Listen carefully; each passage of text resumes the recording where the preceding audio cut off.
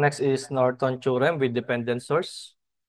Okay, so sa process, okay, para makuha yung ating short circuit current o Norton current,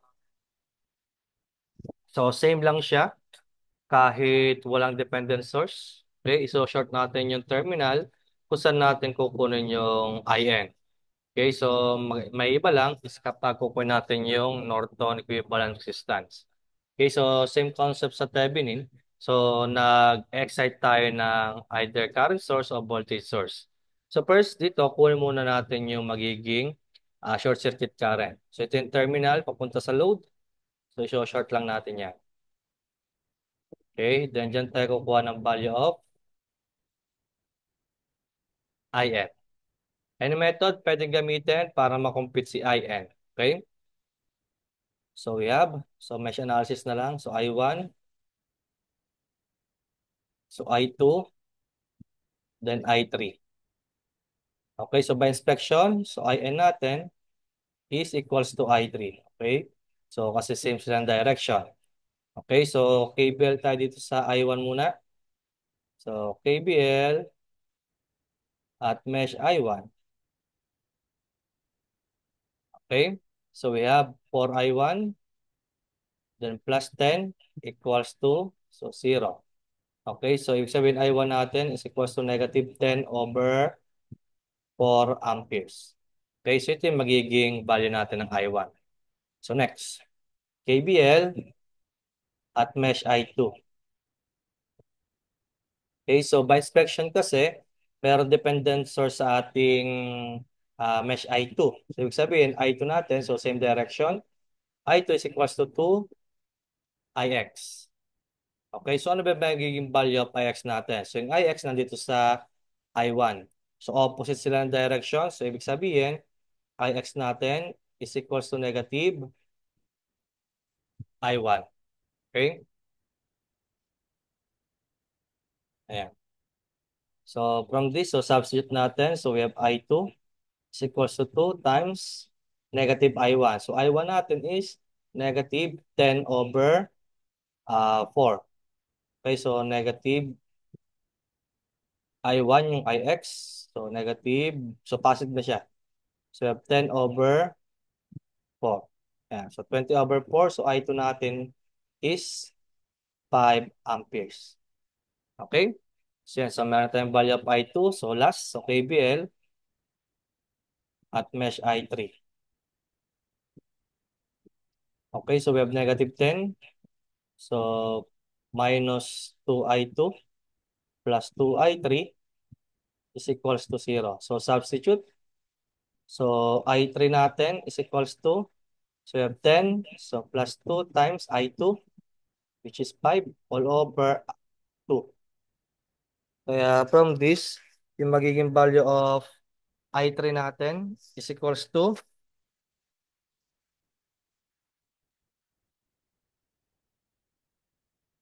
so 10.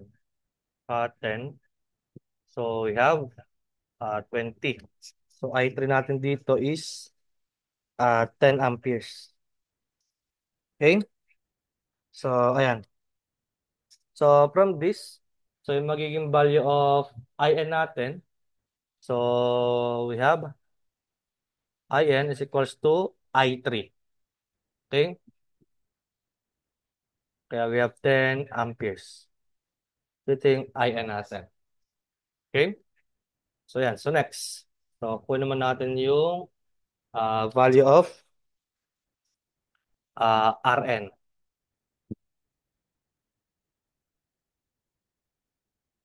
So, RN. So, mag-excite tayo ng voltage source. Tapos itong 10 volts shorted. Okay? Kung shorted itong ano, sige, drawing ko muna. So, we have,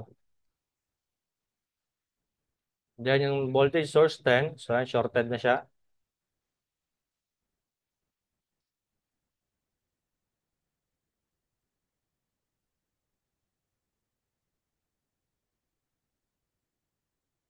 So, dito tayo mag-excite ng voltage source. Okay, so let's say 1 volt. Okay, so plus, minus, so 1 volt. Okay, so ito si 5. Ito si 2ix. Okay, so ito si 4. So mapapasin kasi, sige, like ko muna ang IX. Ayan. So mapapasin natin, si 4 nakaparallel sa ating wireless. So short circuit siya. So ibig sabihin, kapag pinarallel natin, 0 yung magiging value niya. And also, yung ating IX nandito sa 4 ohms. So ibig sabihin, yung IX is magiging 0 din. So kung IX natin is 0, okay, so itong dependent source natin sa taas will be equal to, so 0 din. Okay? Kaya from this, yung magiging circuit na lang natin is ganito. So yung 5 ohms, tsaka yung 1 volt. Okay, so plus minus, so 1 volt, ito si 5 ohms. So kailangan natin makumpit yung current I dyan. Di ba? So kapag nag um, KVL tayo dyan, so let's say current I, so we have 5I, so plus 1 volt equals to, so 0. So I natin is equals to negative 1 over 5 amperes. Pero opposite direction siya doon sa kukunin natin na value of I. Okay? So ito yun. Okay, so ibig sabihin, opposite direction. So yung magiging value of I natin is negative I. So we have 1 over 5 amperes. Okay? So yeah, so mayroon na tayo na compute na value of current. Okay? So from this, pwede natin makompute yung RN. So RN natin is 1 volt. So divided by yung ating current na 1 over 5. So we have 5 ohms yung magiging resistance natin. Okay? So wait lang. Parang may konting mali ako dito sa una. So negative 10.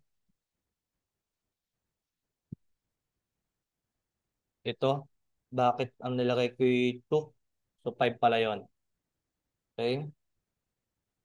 5 to 5.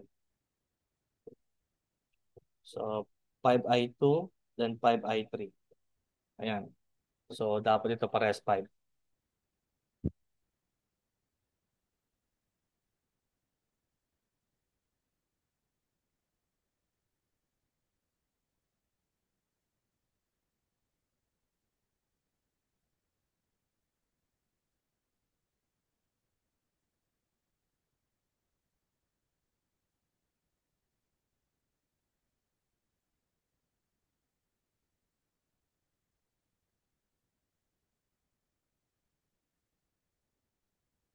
Okay, so ito 5.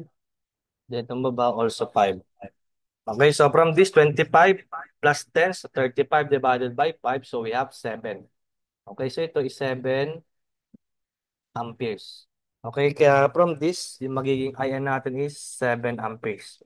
Okay, so nagkamali ako ng paglalagay sa mesh. Okay, so ito yung nilagay ko kasi kanina dito, imbes na 5 amps. Okay, so yan, so tama na yan. Okay, so 7 amperes, yung IN, then RN natin is 5 amps. Okay, so, yeah, so next. So, find and easy. So, kuhin muna natin short circuit current. So, ito yung ating IN.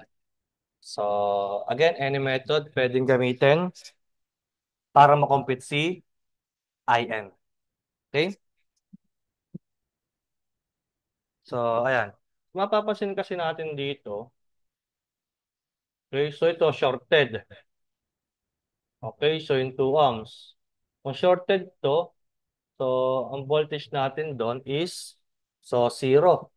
So, ibig sabihin, 0 lang din itong magiging value natin.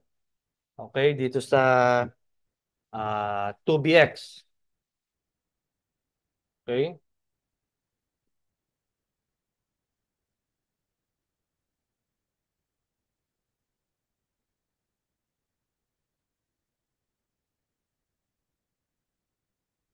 Okay, so magiging shorted siya. So magiging drawing na lang natin. Sige, para mas malinaw. Yung 6 ohms. Then 10 amperes. Then itong IN natin. Okay, so ang IN natin dito, walang resistance, di ba? So ibig sabihin, para mangyayari,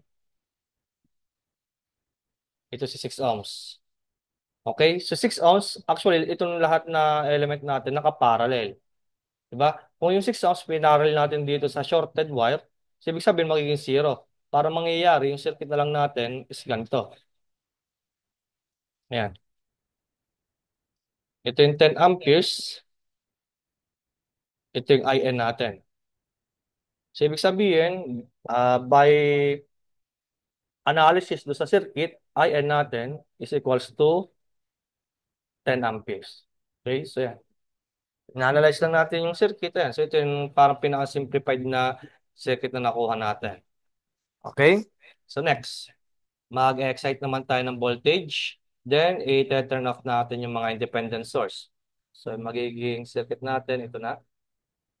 So yung current source, open. So putol na siya.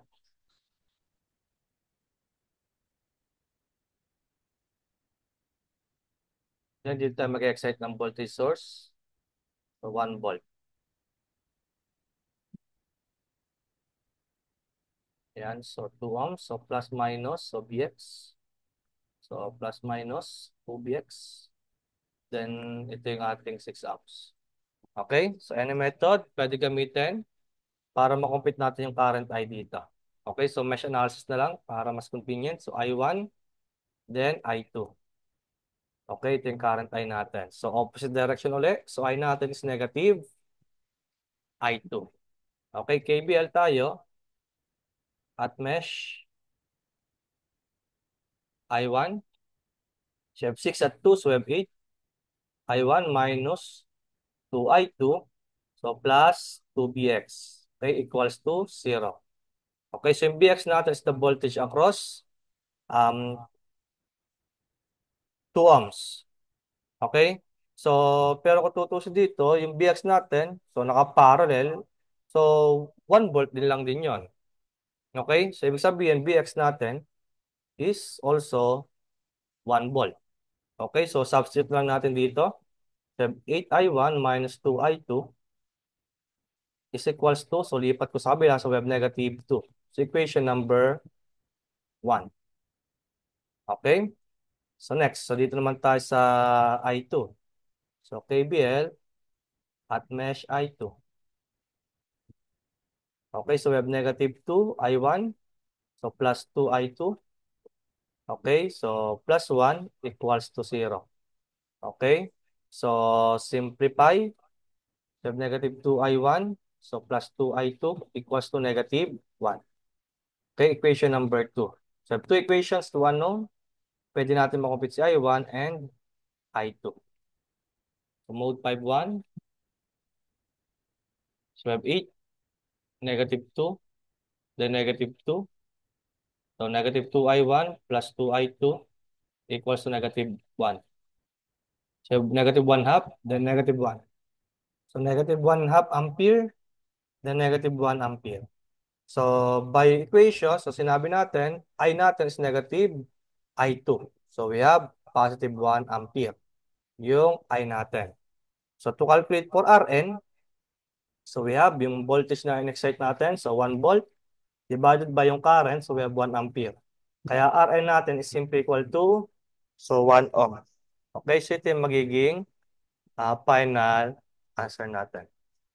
Okay?